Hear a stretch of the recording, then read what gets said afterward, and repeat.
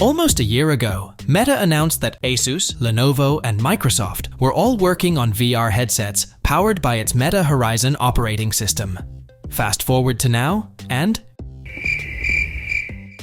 none of those brands have shown anything concrete yet.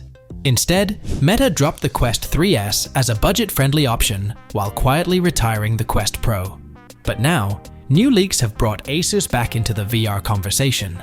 Word on the street is they're developing their first ever VR headset, codenamed Tarius. And here's the twist. It's reportedly coming under their Republic of Gamers, ROG lineup, which just dropped some serious hardware at CES 2025. So, what makes the ROG Tarius stand out?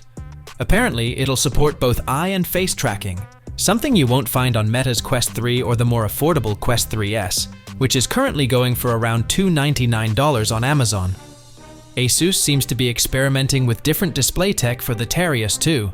There's talk of high-end micro OLED panels known for their sharp resolution and brightness, but also QD LCD panels with local dimming, likely for a more budget-friendly option. Unfortunately, there's no word yet on when the Tarius will actually hit the shelves, but it definitely sounds like Asus is getting serious about VR. If you're hyped for the ROG Tarius, or just curious about how it stacks up against other headsets, hit that subscribe button. More updates are coming your way, so stay tuned. Peace.